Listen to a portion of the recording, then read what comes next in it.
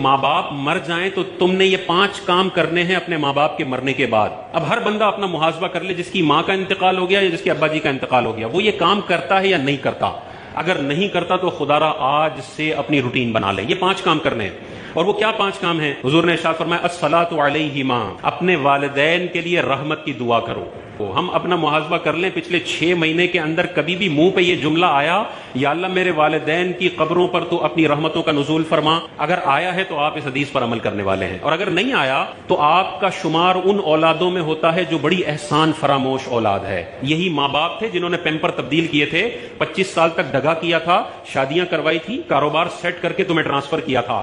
کچھ بھی نہ کیا ہو، ماں کا پیدا کرنا اتنا بڑا حق ہے کہ ساری زندگی بچہ ماں باپ کا استنجا صاف کرتا رہے تب بھی وہ حق پورا نہیں ہو سکتا. بعض بچے یہ بھی ہے نا، میرے ابا نے تو میرے لیے کچھ کیا ہی نہیں، نہ مجھے پڑھایا، نہ مجھے روٹی دی، نہ کچھ دیا. بھائی اس کا باپ ہونا اتنا بڑا اعزاز ہے کہ والدین نے تجھے ساری زندگی جوتے مارے ہوں پھر بھی تجھے یہ 5 کام کرنے ہیں، پھر بھی تجھے کبھی بھی اونچی آواز کا اختیار نہیں ہے. تو حضور نے ارشاد فرمایا الصلاۃ علیہما.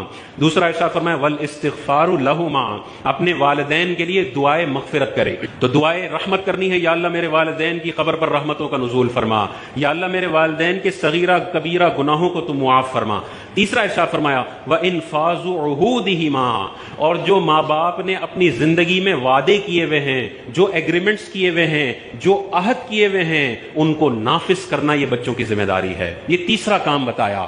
ابا جی نے 90 ڈیز پیمنٹ ٹرم پہ کاروبار کیا ہوا ہے اور 20 دن میں مر گئے، یہ ابا نے عہد کیا ہوا ہے، پورا کرنا بچوں کی ذمہ داری ہے. ابا جی نے اپنے ٹریڈ پیبلز کے قرضے دینے ہیں، یہ ابا جی نے عہد کیا ہوا ہے، ان کے ساتھ ایگریمنٹ کیا ہوا ہے، یہ پورا کرنا لازم ہے. چوتھا ارشاد فرمایا وَإِكْرَامُ صَدِيقِهِمَا، اور ان دونوں کے دوستوں کی عزت کرنا.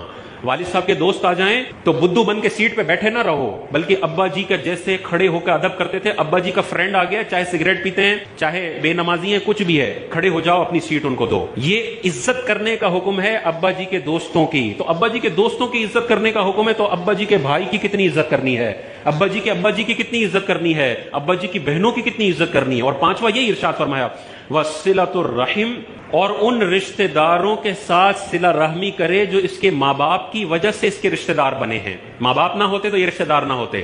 تو اس میں چچا بھی آ گئے، پھپھو بھی آ گئے، خالہ بھی آ گئے، ماموں بھی آ گئے. ابا جی کا انتقال ہوا تو یہ نہیں ہے کہ بس چچا کو اب ان کے حال پہ چھوڑ دیا، پھپھو کو ان کے حال پہ چھوڑ دیا کہ اب یہ جانے، ابا جی جانے، ابا جی تو چلے گئے، ہمارا تو ان کے ساتھ کوئی خاص تعلق نہیں ہے. نہیں، میں نے اپنے رشتہ داروں سے رشتہ جوڑ کے رکھنا ہے.